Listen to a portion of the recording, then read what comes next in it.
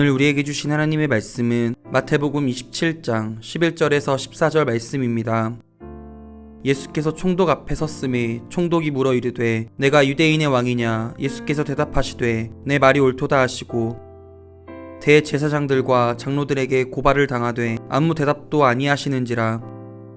이에 빌라도가 이르되 그들이 너를 쳐서 얼마나 많은 것으로 증언하는지 듣지 못하느냐 하되 한마디도 대답하지 아니하시니 총독이 크게 놀라워하더라. 오늘 이 말씀에 많은 은혜 받으시기 바랍니다. 예수님께서 걸어가신 십자가의 길을 따라 걸을 때 복음서마다 각각의 특징이 좀 있는데요.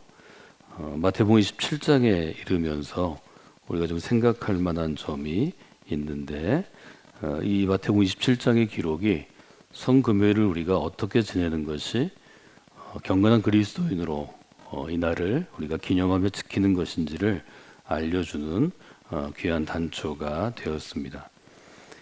예수님께서 자신을 십자가에 못 박히기 위해서 일종의 법적인 절차를 진행 중인 대제사장과 장로들에게 이렇게 대응하시는 장면이 마태복음 27장에 있습니다. 11절에 예수께서 총독 앞에 섰음에 총독이 물어 이르되 내가 유대인의 왕이냐? 예수께서 대답하시되 내 말이 옳도다 하시고 대제사장들과 장로들에게 고발을 당하되 아무 대답도 아니하시는지라 라고 기록되어 있습니다. 10절에 보면 예수님께서 얘기하지 않으셨다, 말씀하지 않으셨다, 이렇게 기록합니다. 13절에 빌라도가 답답해서 한마디 더 묻습니다. 이에 빌라도가 이르되 그들이 너를 쳐서 얼마나 많은 것으로 증언하는지 내가 듣지 못하였느냐 하되 한마디도 대답하지 아니하시니 총독이 크게 놀라워하더라. 이것이 마태복음의 증언입니다. 예수님께서 하실 말씀들이 많이 있었을 것입니다. 누구나 자기를 변호하는 본능이 있고 또 자기의 관점에서 세상을 꿰뚫어 보거나 이 상황을 설명할 수 있는 재능이 있습니다. 그럼에도 불구하고 예수님께서 십자가 길을 앞에 두고 대제사장과 장로들에게 고발에 대해서 또 빌라도에게 자신을 잘 변증하고 변호하지 않는 이유를 한번 생각해 보시면 좋을 것 같습니다. 그래서 성금요일은 별칭으로 침묵의 날이라 이렇게 불리기도 합니다. 오늘은 침묵에 대해서 제가 잠깐 묵상한 것을 좀 나누면 좋을 것 같습니다.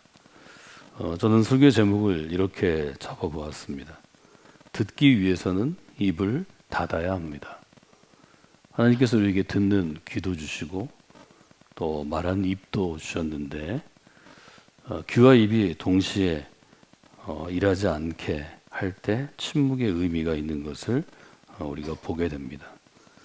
즉 우리가 듣기 원하는 하나님의 음성을 듣기 원하고 또 에베소의 고백을 따라가면 주님의 뜻이 무엇인지 우리가 이해하기를 원한다 이렇게 고백하는데, 주의 뜻이 이해하기 위해서는 우리가 우리 입을 좀 닫아야 하고 또 주님의 뜻을 듣기 위해서는 우리가 입을 닫아야 한다는 것을 여러분이 오늘 하루 생각해 보시면 좋겠습니다. 그러면 왜 경건한 그리스도인들이 성금요일을 침묵의 날로 지키고 말하지 않고 하루를 지내면서 그리스도의 십자가를 묵상했는가 하는 점을 생각해 보시면 좋을 것 같습니다. 침묵의 첫째 이유를 생각할 때 올해 전에 제가 읽은 한 스토리가 생각이 났습니다. 한 젊은이가 바닷가 마을에 조그만 포구가 있었는데 하여튼 어디서 왔는지는 모르지만 그 포구에 내려서 며칠 있다가 한 달, 두 달 그 마을에 정착하게 되었습니다. 근데 이 젊은이는 굉장히 성실했고 또 아주 겸손했고 다른 사람들을 잘 섬겼기에 마을에 있는 사람들에게 금세 자리를 잡았습니다. 칭찬받는 그러한 마을 사람이 되었고 많은 사람들이 이 젊은이의 태도나 자세나 삶의 모습들을 보면서 바닷가 언덕 뒤에 있는 마을 뒤편에 있는 수도원이 오래된 수도원이 있었는데 이 수도원을 지키는 사람이 되면 좋겠다 하는 생각들을 마을의 원로들이 갖게 되었습니다. 그래서 이 수도원을 이끄는 수도원장에게 이 젊은이가 수도사가 되는 게 좋겠다 이렇게 추천을 했고, 수도원은 이 젊은이를 환영했고 또 맞이했습니다.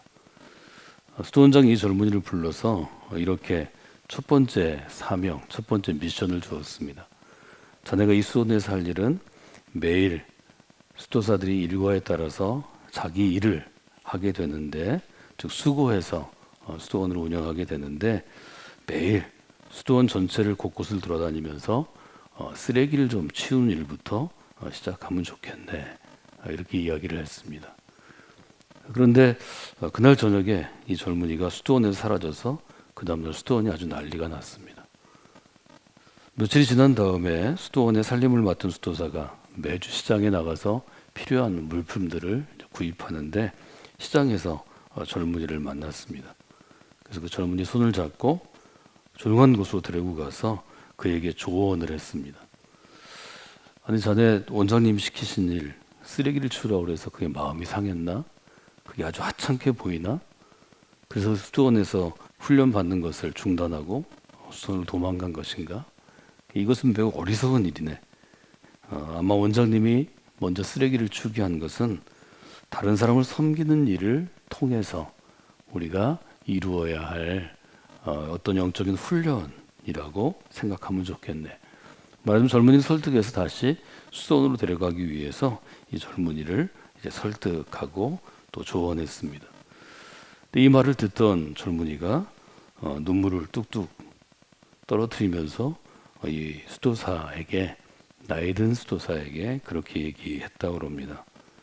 그런 이유가 아닙니다.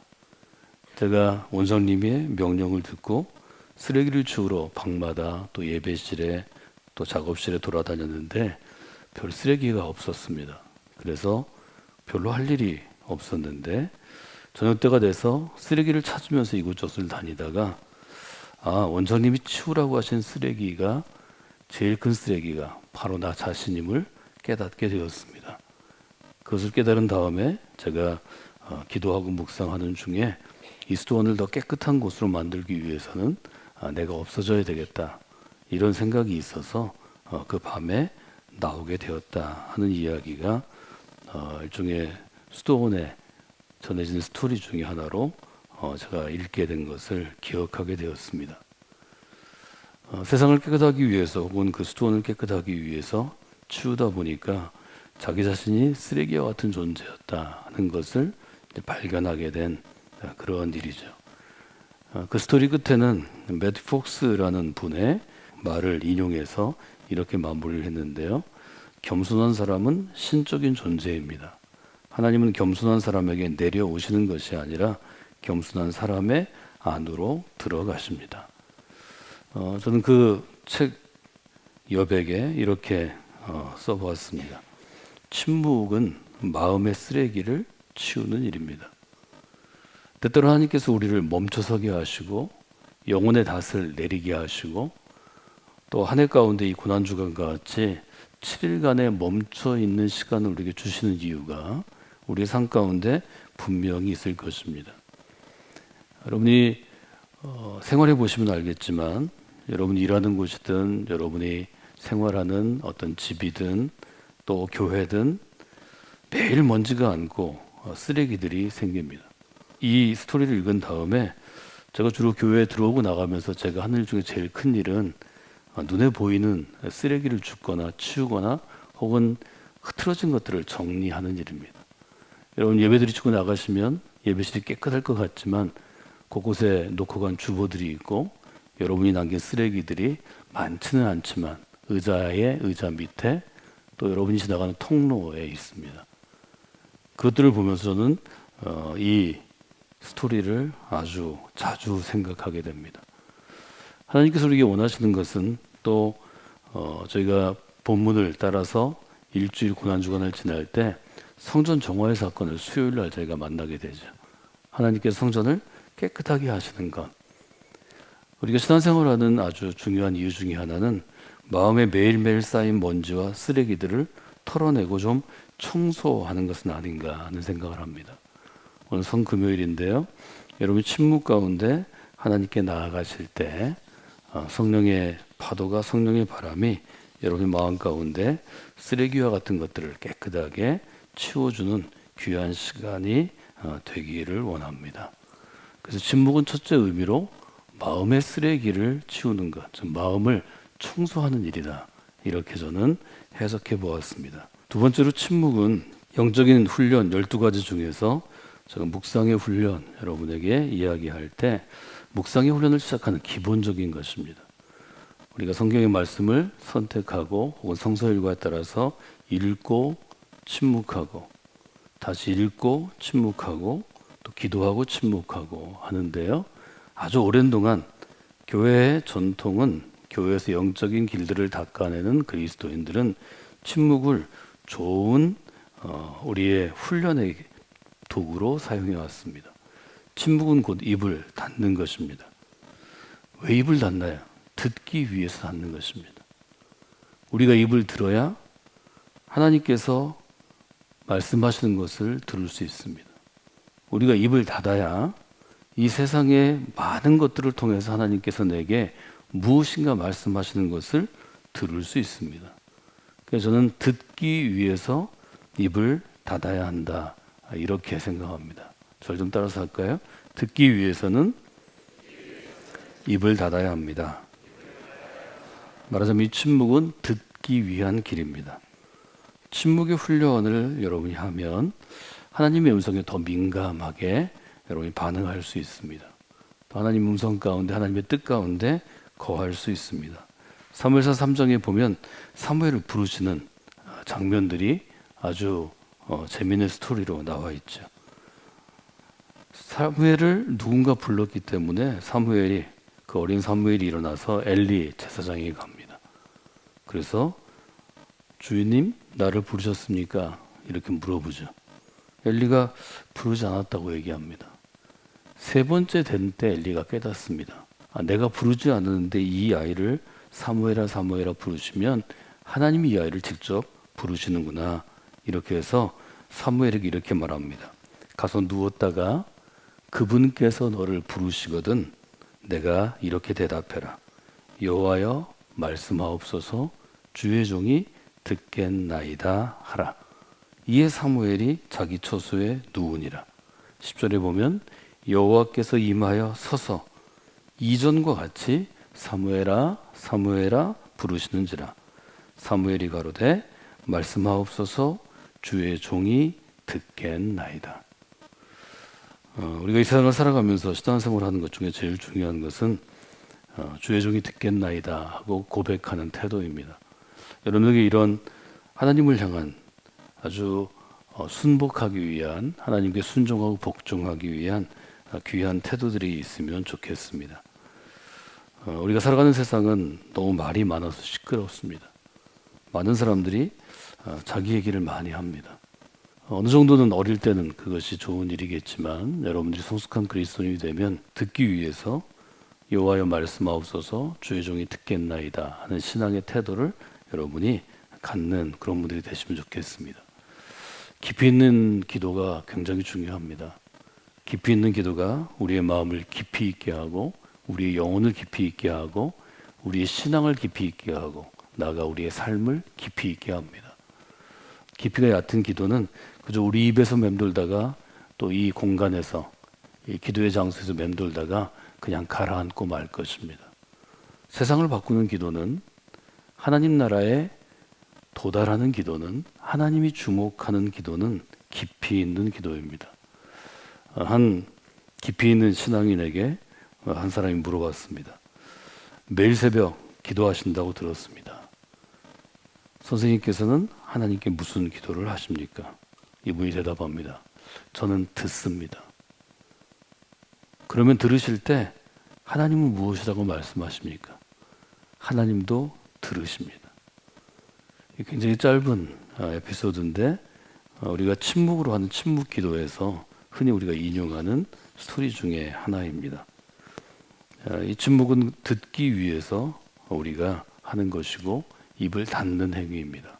그래서 오늘 하루 동안은 여러분이 침묵에 훈련을 하시고 이 침묵은 홀로 있기라고 하는 독거의 훈련에서 중요한데요. 홀로 있을 때 침묵을 훈련하시는 게 좋습니다. 침묵은 듣기 위해 입을 닫는 것이고 귀를 여는 것이고 침묵은 기다리는 훈련입니다. 여러분 좋아하는 찬양 중에 시편 62편이 있는데요. 찬양으로 만들어서 한국 교회에서 아주 오랫동안 지난 수십 년 잘 부른 찬양입니다. 나의 영혼아 잠잠히 여호와를 바라라. 시편 60편 1절에 나의 영혼이 잠잠히 하나님만 바라며 나의 구원이 그에게서 나는도다 라는 구절이 있습니다. 침묵으로 하나님을 우리가 기다릴 수 있습니다. 침묵 가운데 기다릴 때 하나님의 인도하심이 뚜렷해지고 분명해집니다. 그러면 성금요일을 침묵의 관점에서 우리가 정의한다면 침묵 가운데 주님의 십자가를 바라보는 시간입니다. 저를 따라서 한번 고백하실까요? 침묵 가운데 주님의 십자가를 바라보십시오. 그래서 오늘 세 가지 말씀드렸는데 이 세 가지를 기억하시면 좋겠습니다. 고난주간이 되면, 특별히 성금요일이 되면 침묵의 시간을 여러분이 정하십시오. 그리고 그 침묵의 시간 동안에 입을 닫는 훈련을 하시는 게 좋습니다. 입을 닫아야 들을 수 있습니다. 세 번째는 침묵 가운데 여러분이 질문하고 깊이 있게 생각하시면 듣는 기도의 훈련이 되고 또 묵상 기도의 훈련이 됩니다. 그래서 이 훈련들을 고난주간에 또 성금요일 여러분들이 하시면 좋겠고, 기본적인 질문은 이렇게 하시면 좋겠습니다. 주님의 십자가 밑에서 하나님께서는 지금 내게, 우리에게 무엇을 말씀하십니까?